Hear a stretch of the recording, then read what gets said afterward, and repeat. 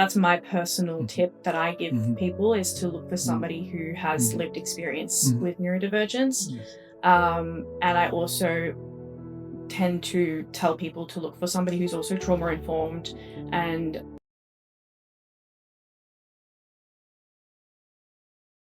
Hello and welcome to Safe Place Therapy Podcast, your safe place to talk. I'm Daniel DiPietro here with, Luca. and today we are talking about affirming your neurodiversity in a counseling space and what that may look like. Firstly, we want to pay respects to the traditional custodians of the land on which we work and live on, which is the Wurundjeri people of the Kulin Nation. And we pay our respects to their elders past and present, and name that land was never ceded, and that this was and always will be First Nations land.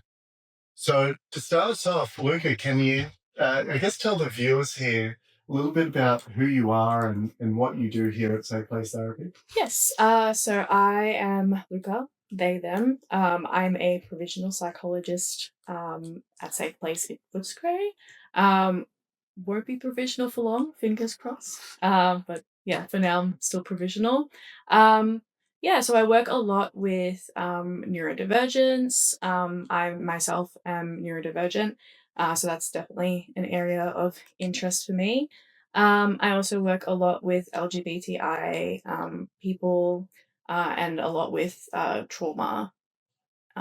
trauma stuff as well. That's my area of focus. Great.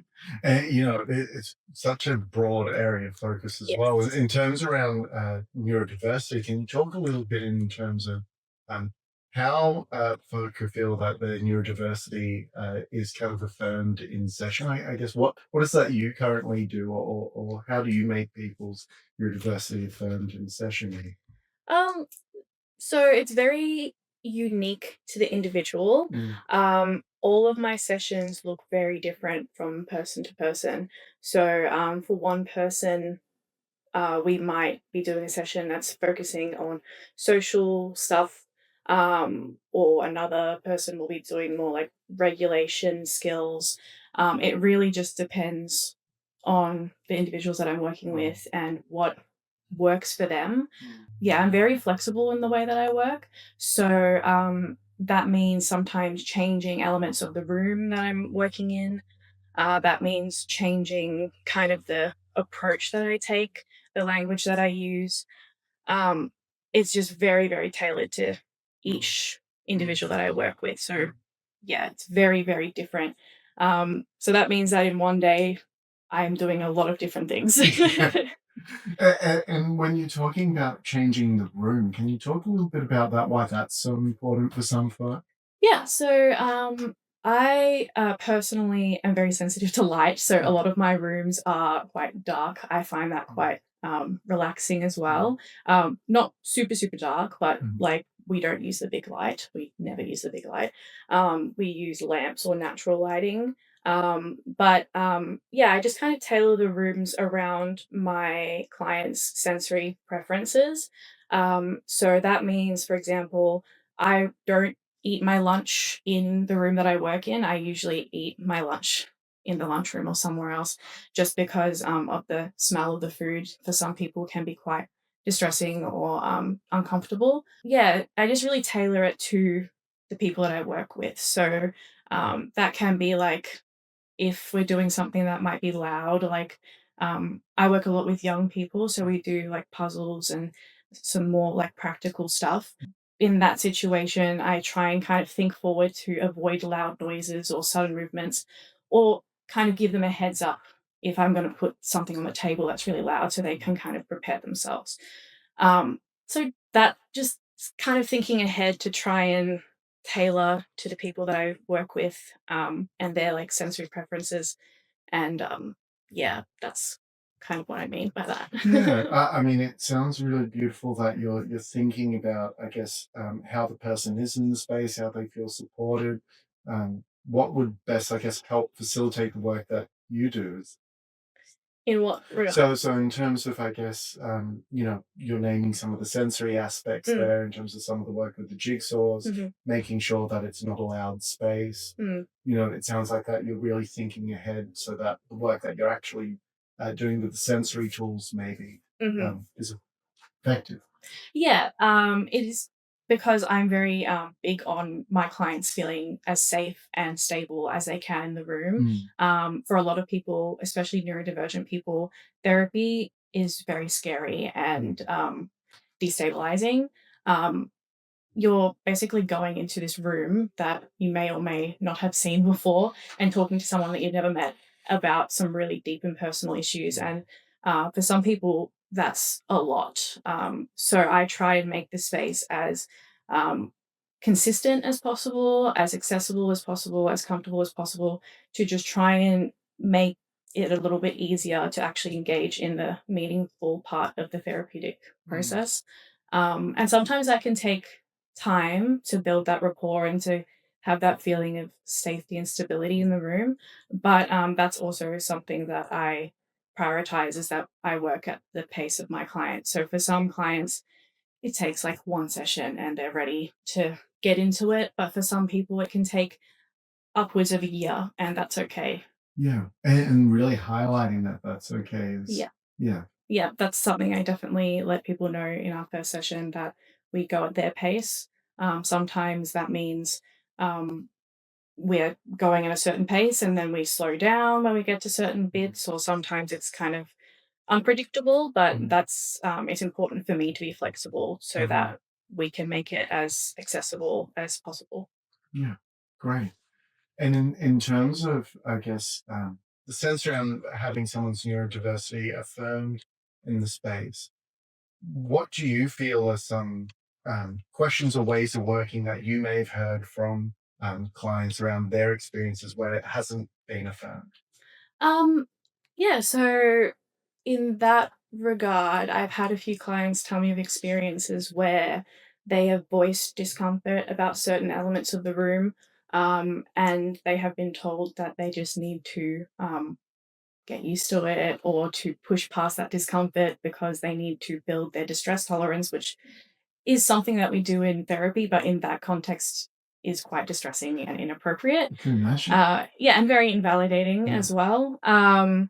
It also kind of puts that barrier up as a neurodivergent person. It tells you that you're not able to be fully safe in that environment, that you can't unmask because you're going to be met with Mm, that sort of mm, rejection and invalidation. mm. So, yeah, kind of meeting neurodivergent people where they're at with therapy is really, really important to build that sense of safety and rapport, Mm. so that you can actually get past a certain point and actually start doing the work together. Yeah, yeah. And what I'm hearing is that a real safe therapeutic relationship where it's almost like that we're kind of affirming some of the, I guess, protective measures that folk have and not kind Hmm. of shaming it.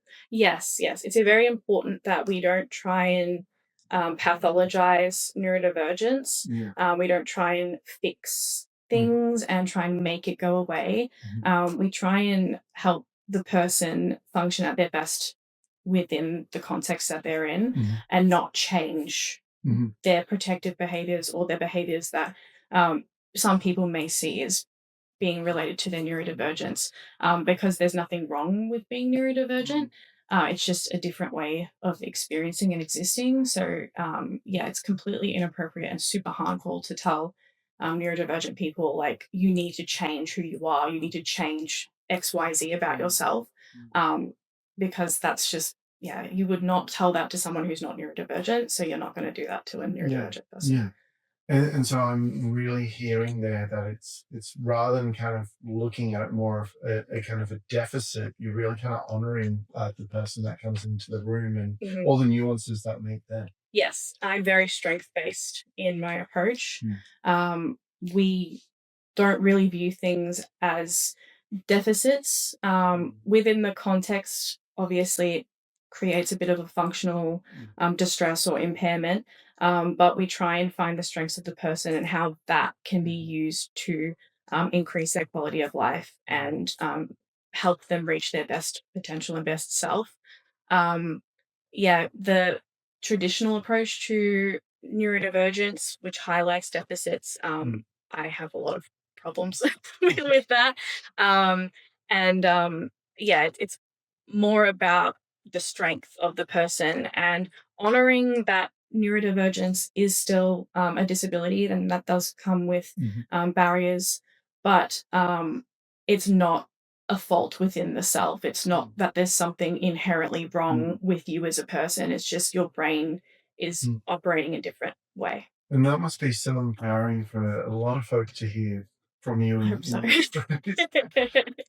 I hope so. Particularly around perhaps things that they may hear from others, that may kind of speak it more into that kind of deficit. Mhm. It sounds like that again. You're offering this real kind of safe Yeah. space here for them to be them. Yeah, and that's what I kind of want to bring to my sessions with my clients is to empower the self and yeah, find your strengths as a person and your values as a person and kind of bring that up and Mm. help you use those things to like increase your agency as a person, to increase your quality of life, as I Mm. said. Because it can be really hard navigating the world as a neurodivergent person and Mm. being constantly told that the way you're experiencing or expressing yourself is a deficit or a negative, Mm. when it isn't necessarily that at all. No, no. And I heard something recently or read about something recently around, there's so many different varieties of trees and Mm, in the way that they grow and the way that they're formed and they're accepted in all their kind of forms and mhm, it's almost like we pathologize the way people's brains are kind of formed in that way or the way that they interpret the world mhm, gets looked upon quite differently. mm, And I really like the idea of, I guess, nature and all its nuance, mm. kind of being accepted in all forms, which I'm saying. Yeah, Um, yeah. I often discuss that sort of thing with my clients when it comes to like the deficits and difficulties that mm, come with deficits that come with being neurodivergent. Because as I said before, it is important that we still honor the fact that it is still a disability and there mm, still are hurdles and that, challenging. yeah, and challenges that come with being neurodivergent. But it is that way because of the context that we're in Mm. rather than a deficit within the Mhm. individual. Um, if you were to take a neurodivergent person out of the neurotypical Segment. Yeah. context and put them in a neurodivergent context, then it would be a completely different picture that we're looking at. Yeah. So, um, yeah, I'm very, it's very important for me to remove the shame that a lot of neurodivergent people, or help alleviate the shame that a Mm. lot of neurodivergent people feel around being neurodivergent, Mm. because is a lot of like guilt and Yeah. shame and self blame and judgment Mm. around being neurodivergent, especially in like diagnosed people. Yeah. Yeah. And when we're talking about, I guess, affirming neurodiversity in the therapy space here, is there anything that you feel like that folk looking to seek support should be looking for within a therapist? Or that being a bio or Mhm. anything else? I would always look for a therapist who either has lived experience as being neurodivergent themselves or maybe has a family member. Well, you might not know that, but has lived experience to some capacity. That's kind of Mm. what I look for personally when I'm looking for people to refer my clients to. Is that's my first preference Mm. is lived experience of neurodivergence. And why is that so important, do you feel? Um, when you're neurodivergent yourself or you have that lived experience of neurodivergence, it delivers a different kind of experience than somebody who has not had that lived experience. Mm. Um, that's my personal Yeah, opinion, and that makes a obviously. lot Yeah. of sense. It's that sense around that perhaps someone can have a lot of theoretical knowledge. Mm, Where we as mental health practitioners are trained in a lot of things, mhm. but actually going through certain things is a completely different Yeah. experience all in itself. Yeah. And there's like certain things that you can have all the academic knowledge in the world, but unless you've actually gone through it yourself, you will never fully get it Mm. on the same level as somebody who has gone through that Mhm. or has Mhm. navigated that with someone Mhm. close in their life. So yeah, my that's my personal Mhm. tip that I give Mhm. people, is to look for Mhm. somebody who has Mhm. lived experience Mhm. with neurodivergence. Yes. And I also tend to tell people to look for somebody who's also trauma informed and yeah, aware of those Mm. sorts of things, because often there's a lot of crossover between those things. Yeah, and I'm curious around that as well. But just in terms of, I guess that lived experience aspect, it make a lot of sense because this, as you mentioned, is the way someone lives, Mm, rather than this being perhaps something that occurs when faced with a certain situation. hmm It's their constant way of being. hmm And so, how can someone relate to that if they haven't experienced something somewhat similar? Yeah, it brings a different sort of like understanding and a depth to an understanding that you can't really get from just reading and like academics and that sort of thing. Not obviously removing the value in that. There is a lot of value in that. But the lived experience when it comes to neurodivergence can sometimes be a really important part of building rapport. Mhm. Um, Especially for people who have felt chronically invalidated throughout their life and misunderstood, to have somebody who not only has that clinical experience and that academic experience, but they have the lived experience of, they really understand what it's like Mhm.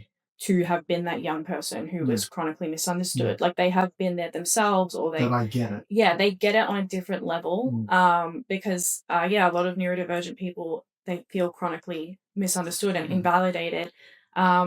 And they can, like rightfully so, be uncomfortable thinking about going into like a therapeutic dynamic with someone who is not neurodivergent. Like Yeah. there can be that almost like a like yeah, sort of like a stress response at the thought of, if I go into this room with this person who's not neurodivergent, am I going to get treated the same way that I have been Mm. treated in the past? Mm. Am I going to be invalidated? Are they just going to tell me the same things that I've already heard? Mm. Because they just don't get it. Yeah. And that's understandable that Yeah. people have that stress and that fear. And when you're talking around, I guess, the challenges that, and particularly around trauma experiences, there, can you talk a little bit into that in neurodiverse both, when Mm. you can correlate those two together? Yeah, so there's a lot of crossover between trauma and neurodivergence. Mm. When we're talking about significant, like big T trauma, there is unfortunately quite a crossover between neurodivergence and that as well. But even little T trauma, so things that are don't fall into that category, there is a lot of crossover in all, yeah, in all ways with trauma. With trauma informed practice, a lot of the kind of like skills and techniques and like ways of being present in the room and like setting up our Mm. rooms and stuff like that, there's a lot of overlap with neurodivergent, like like working with neurodivergence.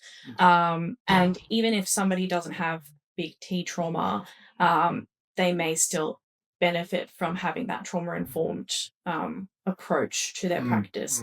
Mm. But a lot of neurodivergent people have experienced trauma just from being neurodivergent, because being neurodivergent in a world that is not built for you is inherently quite traumatic. Yeah. So that's why I always kind of suggest looking for people who are trauma informed, Yeah. because very often there is a trauma, at least a little bit of a trauma component Yeah. with Yeah. neurodivergence. And that trauma informed practice, I'm hearing just one of the elements you named is environmental, in Hmm terms of how the therapist kind of sets up the space and accommodates for another person. hmm What are some other ways do you feel like it is quite a trauma informed way of working?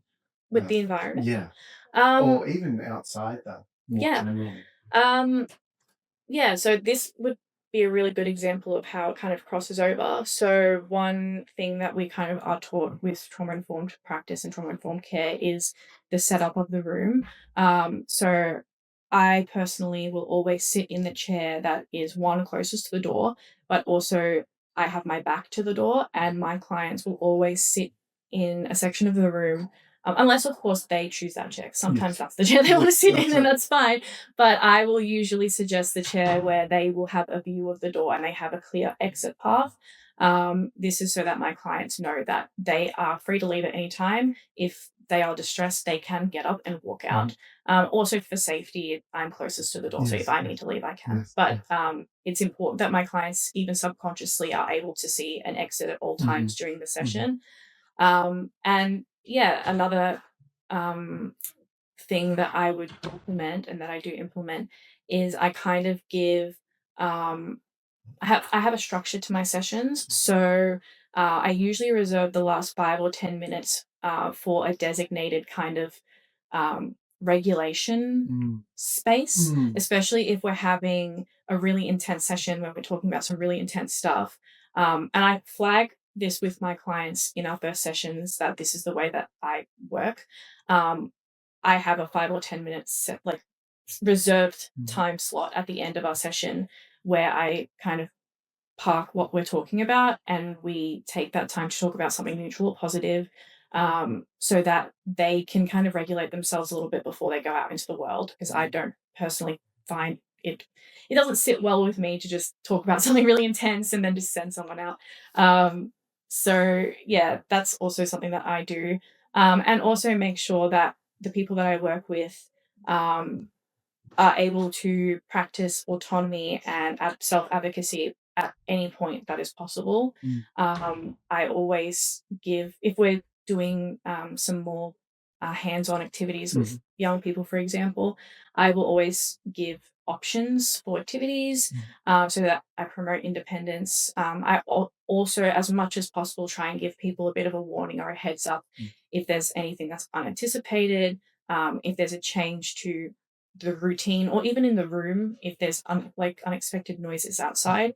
I will let the client know ahead of time just so that they can kind of, so that's kind of an overlap between trauma informed care and working with neurodivergent people. and what I'm really hearing that's beautiful about that is that it's collaborative Yes, and yeah. that it's very much, kind of, it's a two-way street. Yes.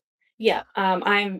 It's very important for me to foster my clients' sense of independence and advocacy, Mm, and to help them develop that sense of trust in themselves, so that they can advocate for themselves and they can actually take care of themselves. That's a very big part of the way that I work is to promote that. Because a lot of neurodivergent people, they don't feel like they can do that. They constantly are second guessing themselves or they're mm. constantly invalidating themselves. So it's really important that in whatever way I can, I promote that feeling of independence and autonomy and advocacy. Yeah, particularly, tying everything in, it sounded like, being in that, neurotypical day-to-day structure and giving Mhm. them that advocacy of some freedom outside of that too, Mhm. that it's okay to have some freedom outside of that. Yes, yes. I encourage my clients to unmask in session as much as they can. Mm. And for Um, those that, maybe listening that don't know what masking is, can mhm. you?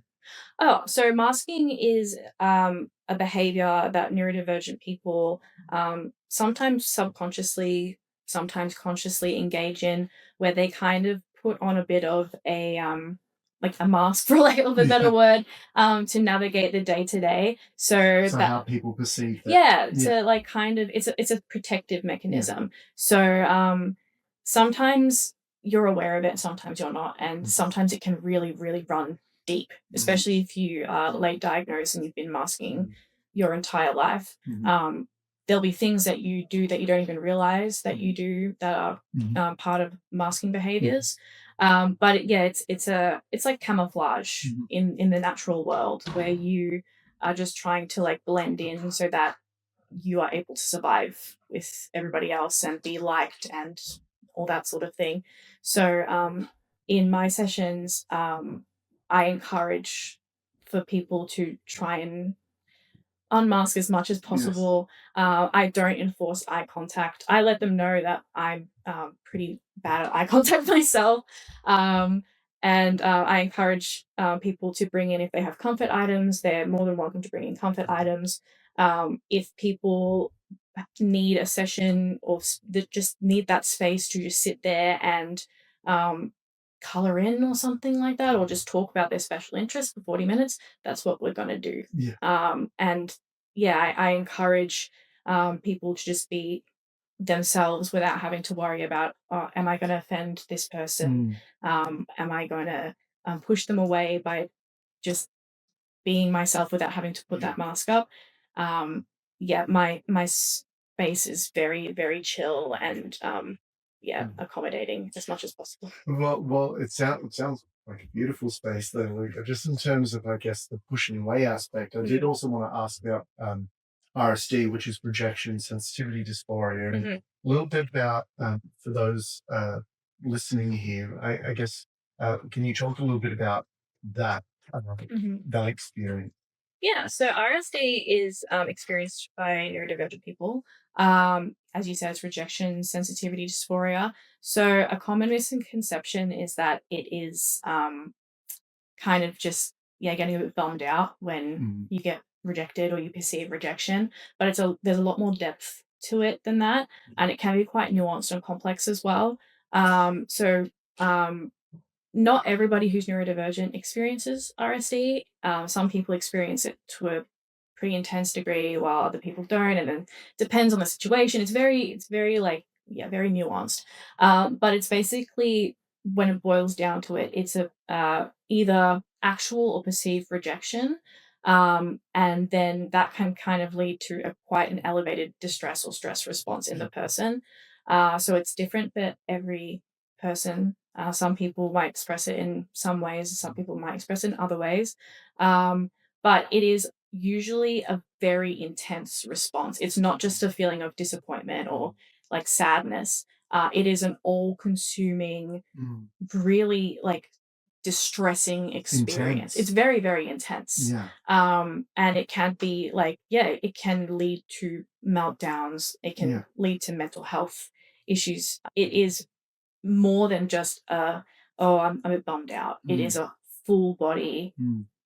like experience. It's very intense. Yeah. Yeah, wow. And I can imagine for some folk, it could stop them from engaging in social supports or Yes. stop them, I guess, impacting their functioning as you kind of described. Yes, yeah. For sure, it can lead to people being hesitant to live their day to day and engage socially, or it can really impact functional capacity Mm, and ability to just mm, go out and work and go out to the store and mm, make phone calls. mm, Like, it can really get into the nooks and crevices of your life. mm, And it can also make it difficult to actually go and seek out help mm, therapeutically, um, and that kind of loops back to what I mentioned before about the lived experience thing with neurotypical people, and the concern that some neurodivergent people have can be tied into that RSD yeah. of that they've experienced, like growing up at school Yes. or constantly being rejected, constantly being othered,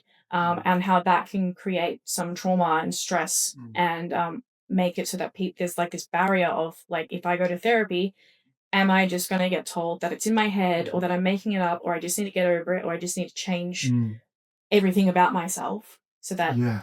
other people are comfortable? Um, so it can really be quite a intense force in somebody's life. Yeah. And for those listening, is it something that you feel like with a neuroaffirming therapist that they can work on in terms of their RSD? Is that something that's workable for those Yeah, listening? for sure. I think that with the right therapist, um, everything can be Yeah. worked on. And So once it's it not like I have to kind of be this way. No, no. It's more about learning tools to kind of navigate that, Yeah. to kind of understand that experience of RSD, the function of it, where it Mm, comes from, mhm, where it like comes up for you, mm, how it looks like in your life. mhm, And with a therapist, you can start to try and like comb out those details and mhm. um, yeah, come up with some coping skills or Yeah. supports, or start to navigate it in a bit of a different way so that it doesn't create such a functional impact in Yeah. your life, doesn't have as much control. Yeah. Yeah. And it allows for connection. Yeah, Yeah. yeah, it definitely would increase quality of life, Mm, increase your ability to um, be yourself with a little bit less fear, be more authentic, and hopefully try and mask a little bit less. yeah. Well, Luca, I could just go on for another half hour with you or so, but it's been absolutely wonderful having Thank you you. here on the Safe Place Therapy podcast. Thank you for having me. Yeah, you're welcome. And if you'd like to see Luca, you could find them on the Safe Place Therapy website. And again, I'm your host for today, but Stuart will be back, Stuart Shevton, for the next few episodes. So do keep an ear out for that. And this has been Safe Place Therapy Podcast, your safe place to talk. Bye for now. Bye bye.